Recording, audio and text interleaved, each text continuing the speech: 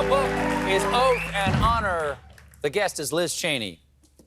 So as I said before, I've made a few piquant jokes about you and your dad over the years, and I think it is important that even people who disagree about a lot of things have to understand that if we're going to have the ability to have these disagreements, as you said, we have to have a country that has a democracy that is not a fascist dictatorship. And what is it, pecan? I don't know what that means. Piquant, like a sharp, it's a very elitist word. Yes, well.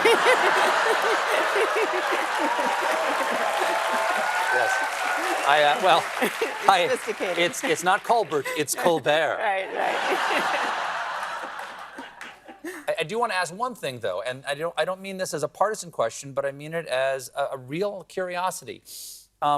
There are left-wing dictators, and there are right-wing dictators. Yeah. There are communist and socialist dictators who go to any means, and any amount of people have to die or be trampled in order to achieve whatever freedom for the proletariat. And then there are fascist dictators, right-wing dictators, who, in the name of preserving some imagined status quo or some imagined past that needs to be returned to, will go to any lengths, and anyone needs to be trampled or killed in order to achieve that. So I'm not saying that it is the purview of one party. Why do you think, though, for the first time in our nation's history, the Republican Party won that race and got the first fascist dictator who could possibly take office? I'm just curious if you've done any self-examination of your party's leadership over the last 20 years as to why he is not an aberration, but rather an avatar. I think he's an aberration. I think really? Yeah. I mean, look, I think what Donald Trump has done is, first of all, he tapped into a sense among a lot of people in this country that their voice isn't heard. But he then lied to them, and he preyed on their patriotism, and he told them, you know what, I'll speak for you. But very specifically through things like racism, like Mexicans are rapists, they're killers, they're here to get us. Like that's a very racist ideology. Absolutely, and undermining of the media. That's a very fascist thing to do. Look, there's no question that he's using a fascist playbook. Right. But it's also true right now, if you want to talk about, you know, for example, the disgusting anti-Semitism that is on the rise across this country, the left has a huge problem with anti-Semitism and what we're seeing on our university campuses, for example, and the unwillingness to stand against it.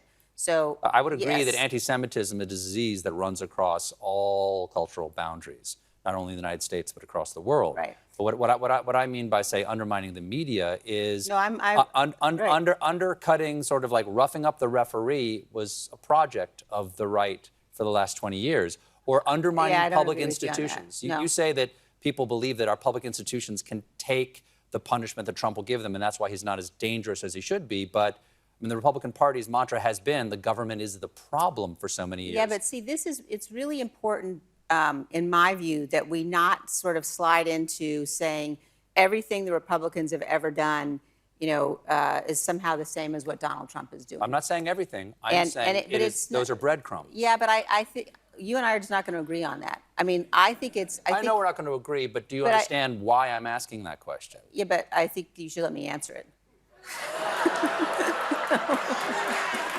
Go ahead.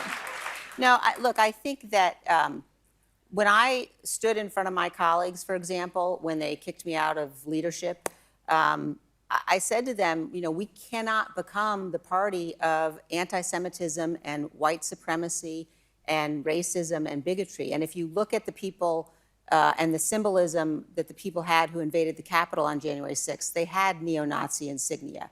The Confederate flag flew for the first time inside the Capitol on that day. And the Republican Party, maybe what we should say is we can debate about how we got to this point.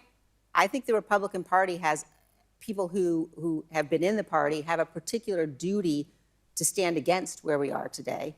And I also think we all have to recognize he's using a fascist playbook. I mean, I don't disagree with what you're saying. He's taking the same steps that we have seen people all around the world take in the past. And the challenge for us as Americans is not to say to ourselves, well, that can never happen here. The people who are claiming that he is, you know, going to unravel the Constitution if he's elected again are catastrophizing. we can't go down that path. We have to understand this is a very real threat, and there'll be a lot of time for us to debate how we got to this place. But right now, we have to stand together as Americans to stop him. That's the most important thing. I completely agree. I completely agree. And I completely agree. And I think that's one of the reasons why you are perceived with such courage by even the people who don't agree with what the policies you voted for over the years, the fact that you voted for the president 90% of the time.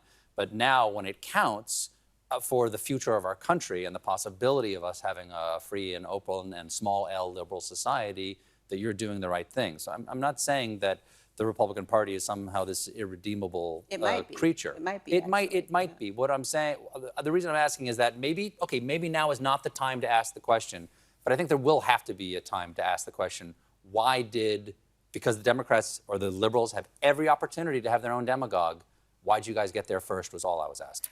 Yeah, well, I mean, look, certainly I wish that this weren't the case. There's no question. But I also think it's really important that we not get into a situation where we act as though or think or talk about, suggest that Donald Trump and the threat that he poses is anything other than existential and unique in our history, because it certainly is. Well, Ms. Cheney, thank you so much for being here. Thank you. Thank you. The book, Oath and Honor, is available now. Congresswoman Liz Cheney, everybody. We'll be right back with a performance by Olivia Rodrigo.